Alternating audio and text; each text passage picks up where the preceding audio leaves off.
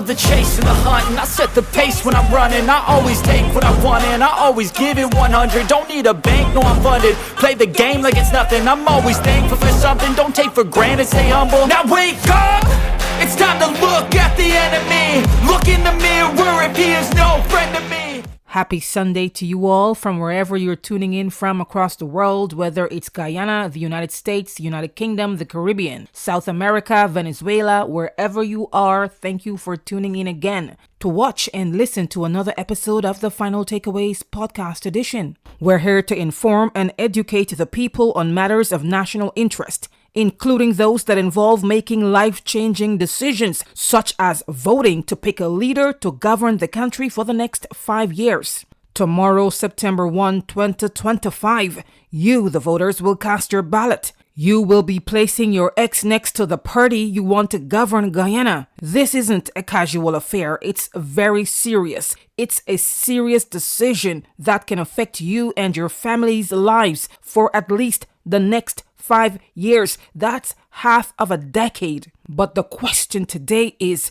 are you voting in a free and fair election? Free and fair elections sounds like the gold standard of democracy, right? But what if I told you that Guyana, just over the horizon from Venezuela, might have a few speed bumps on the path? Today, we're not just cross-examining ballots. We're diving into bloated voter lists, ghost votes, missing biometrics, and even missing ballots. Stick around because by minute 8, you'll know exactly why free and fair may still be two separate concepts in this corner of South America. What is free and fair election?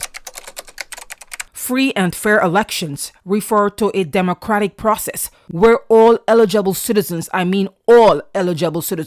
have the right to vote without coercion or manipulation, and where the electoral system is transparent and impartial. Free and fair elections mean there's no voter suppression. This means no effort made by the ruling party or the opposition or any other supportive agency. No effort made by these institutions to prevent certain individuals or groups from exercising their right to vote. There's also no electoral fraud, meaning there is no deliberate manipulations of the electoral process, such as ballot tampering or falsifying results. And last but not least, free and fair elections mean there is no gerrymandering. Gerrymandering is the practice of manipulating district boundaries in order to give an unfair advantage to a particular political party during elections. You've got to stick around because I've got a surprise analogy at the minute 4 mark thereabout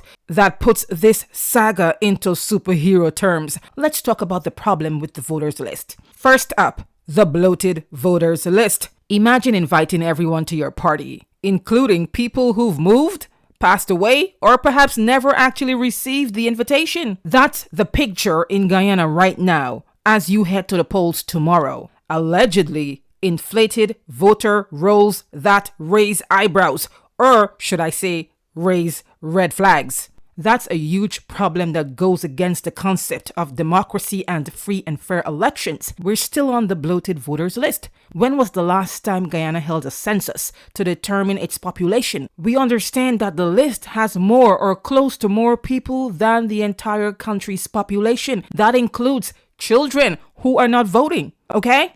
Here's the problem with inflated lists. It opens the doors to potential manipulation, duplicate entries, deceased individuals, or even phantom voters. Here's the deal. When you don't know who is really voting, how can you guarantee the outcome reflects the living, breathing, real population? And if you think that's crazy, just wait until we tackle biometric voting, or should I say, the lack of biometrics. It's just like playing football without keeping scores. Where are the biometrics? Can I even overstate how critical biometric voter registration and verification is? Picture this. You're at the gates of a concert. The gatekeeper checks faces or fingerprints. Now, remove that. Anyone can stroll in with a ticket stub, right? That right there is Guyana without its biometric system to ensure free and fair elections. We also have the issue of voter impersonation. Multiple voting or unauthorized participation become possible without fingerprints or facial ID to confirm someone is who they say they are. For all you know, I could come by and vote in your elections and get past it because you have no biometric systems. Of course, I'm joking. That's hypothetical, but I'm just trying to let you know how easy someone who is intent on defrauding the system can get past the system. Let's hope that doesn't happen tomorrow. Listen, guys. Integrity takes a hit when you don't have biometrics. The system becomes less robust and more susceptible to fraud. That's the picture I'm trying to paint here, okay? Ta-da! Here's the kicker.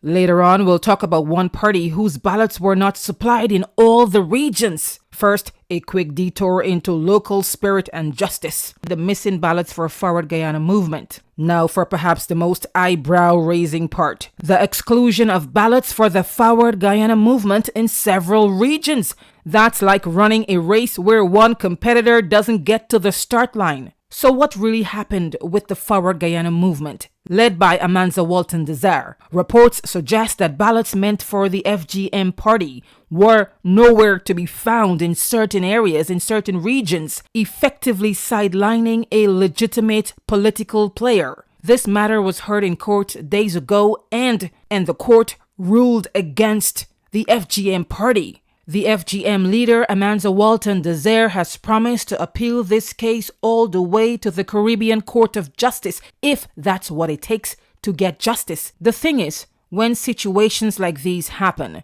they undermine voter choice, skew the playing field, and damage confidence in both the Electoral Commission, that's GCOM, and the process, the overall process itself. If you think that's dramatic, stay tuned, because coming up we'll frame this whole situation in a superhero scenario that will crack you up and clarify everything. Alright, grab your superhero capes. Imagine democracy as Captain Fair elections, but their nemesis are lurking in the dark. First up, the bloated voter list man monster, who clones names and promotes ghost voters. Next up, the unseen biometric bandit, who slips past the scanners so anyone can impersonate a voter. Alongside the bloater list man monster and the unseen biometric bandit is the ballot vanisher villain, who swipes entire ballots meant for an opposition party. Hello? And then there is the protagonist, Captain Fair Elections, who needs all three to be defeated for democracy to win. But if even one villain is free to roam, the mission is compromised. So that leaves you to ask this question. How can Guyana, by extension, and any democracy for that matter, how can they clean up this rogues gallery? Hang tight, we're heading towards solutions. Here's what needs to be done. We're going to highlight some tips that could help Guyana assemble the superhero team to fight these free and fair elections villains. For one, clean up the voters list. The opposition has been calling for a clean voters list. But based on everything we know, we don't think that has happened. There should also be regular audits and purges of outdated or duplicate entries, community-led verification drives, and the installation of biometrics systems. This could extend to fingerprinting or facial recognition scanners at polling stations and portable biometric registration units leading up to elections.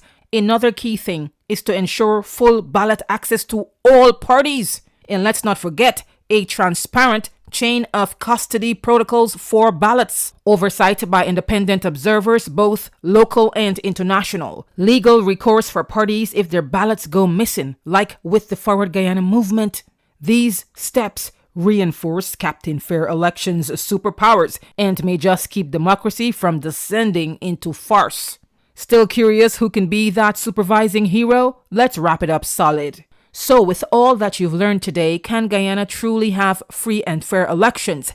Yes, but only if it tackles those villains head on. It must clean up the voters list, bring in biometrics, and guarantee ballot access for all, not some, all political parties. Without that, free and fair might just be a catchy slogan, not reality. And that is why we said free and fair elections in Guyana is not a real thing. It's just a concept. Guys, thanks for sticking with me. If you enjoyed this podcast, hit that subscribe button and remember to share this episode across all your social media platforms. We appreciate you more than you know. We are getting support from all across the world. Our audience is growing. Our subscriber community is growing. And we are very grateful for all of you, okay? Don't forget to drop your comments in the comment section below. Despite all of these missing key pieces for free and fair elections in a democracy like Guyana, we hope that tomorrow's election goes well. Stay tuned for what's coming up next.